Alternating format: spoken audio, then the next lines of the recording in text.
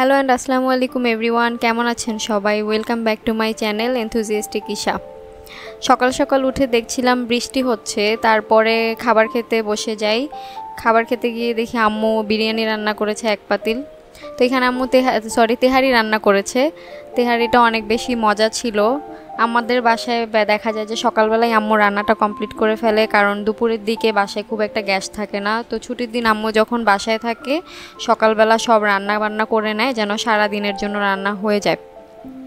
তো খাবার খাওয়া শেষে আমি এখানে একটা শরবত বানিয়েছিলাম, ওটা খেয়েছি। তারপরে চিন্তা করলাম যে একটু কাজ করি। যদিও এখানে আমি এডিটিং করার জন্য বসেছি, আমি এতটা ভালো পারি না, ট্রাই করছি নিজের এডিটিংটা আরও একটু ইমপ্রুভ করার, শিখছি মাত্র আর কি।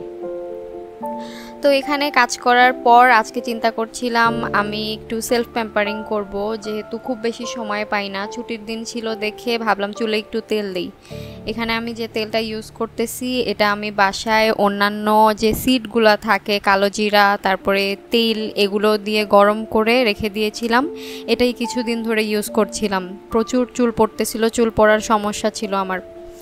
এরপর আমি চিন্তা করলাম যে আমার পায়ের কেয়ার নেই, যেহেতু বাইরে খুব বেশি যাওয়া হয়, কেয়ার করা হচ্ছিল না। তো নর্মালি আমি বাসায় এভাবে কেয়ার করি, হালকা কুসুম গরম পানির ভেতরে বেকিং সোডা সামান্য, লেবুর রস, তারপরে কিছুটা শ্যাম্পু বা যে কোনো ক্লিনজিং কোনো কিছু দিয়ে পা ভিজিয়ে রাখি 15 থেকে 20 মিনিটের মতো।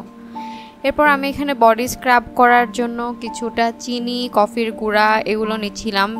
ডিআইওয়াই ওয়েতে আপনারা এটা ট্রাই করতে পারেন। বডি স্ক্রাবের জন্য যদি স্ক্রাবার শেষ হয়ে যায় তখন এটা খুব ভালো কাজে দেয়।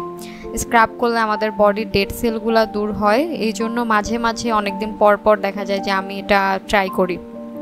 এরপর আমি শাওয়ার নিয়ে রেডি হচ্ছিলাম, বিকালের দিকে বাইরে যাব, এই কারণে আমার কিছু কাজ ছিল।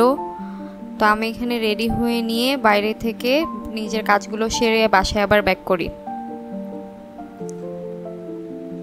তো এখানে আমি এই পার্পল কালার ড্রেসটা পরছিলাম, তার সাথে এই হিজাবটা পেয়ার আপ করেছি। ভিডিওতে অনেক বেশি ডার্ক দেখাচ্ছে কালারগুলো। তারপর বিকালের নাস্তা করি, এখানে ঠান্ডা পানি দিয়ে জাস্ট একটা কফি বানিয়ে খেয়ে নিয়েছিলাম, এবং রাতের বেলা এই ডিনার করে তারপরে এই তো that was it for today. Keep watching and take care.